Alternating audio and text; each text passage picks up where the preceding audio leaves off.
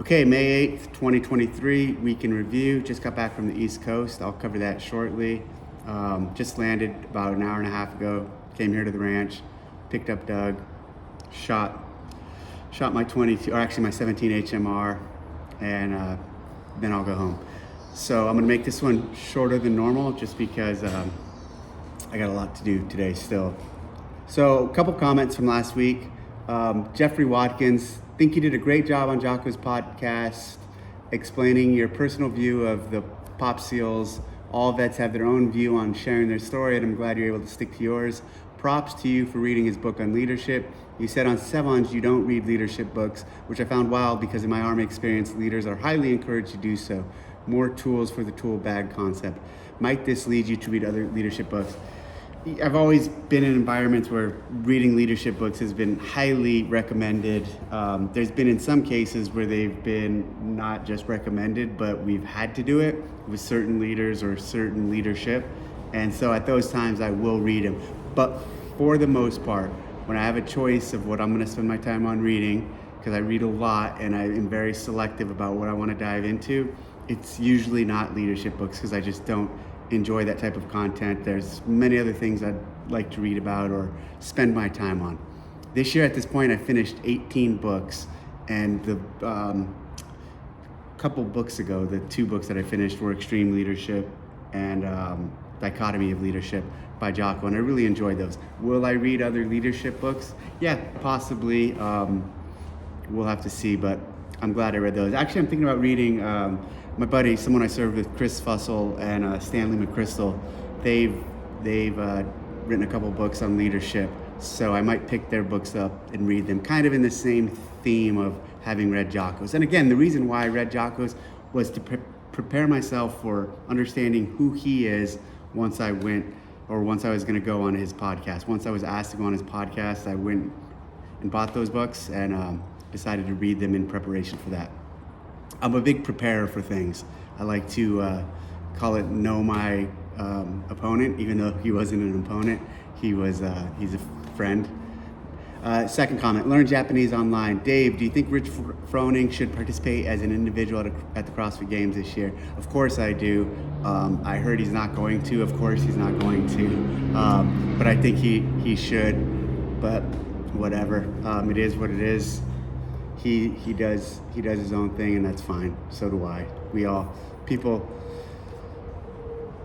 like him in a position he is in. There's obviously a lot of fans and athletes and people who would like to see him compete, and as organizers we would like to see him compete, but at the end of the day it's obviously his personal choice, and a big one to make on if he competes or not. And again, it sounds like he's chosen not to compete. So last week, went out to Nashville, got there Thursday, hung out with Adrian a little Thursday evening. We caught up, not a lot of work talk, just hung out. It was a good time. Friday morning, went to, met up with Tia, had some coffee with her, spent a few hours with her there, and then rode over with her to the gym, and then spent another maybe hour, 45 minutes at the gym. Saw Brooke, saw Trey Paulson, Tola, Brooke's sister, a lot of people I've worked with on demo team or just hung out with in the past, one of the Panchek brothers. So it was cool catching up with them, and Shane, seeing the massive amount of things they cram into one session. So I saw them at like 10, and he wrote on the board all these different things they're gonna do for the rest of the day, to include Angie, but it's funny because they're like, oh, we're gonna do Angie.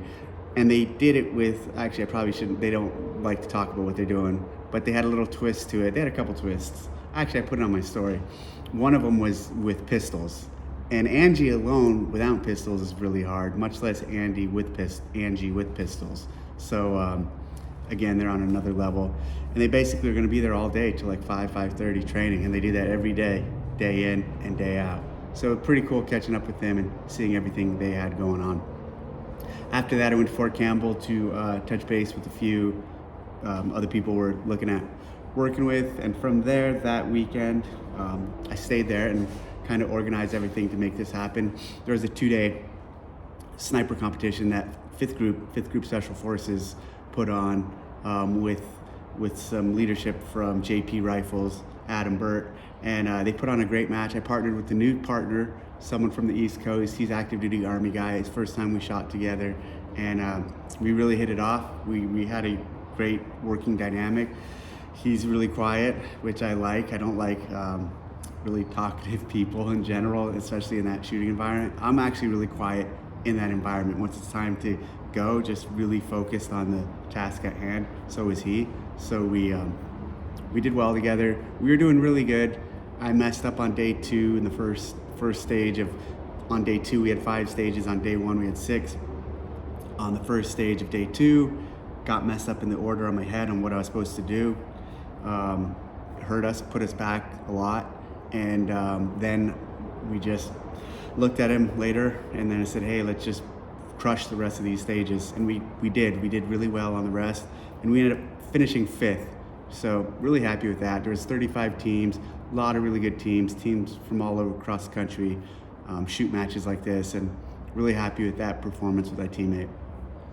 And that's pretty much it for this week in review. Just a couple comments, little overview of the match, and I'm gonna head home and get settled and get back into it for the rest of this week. Thanks.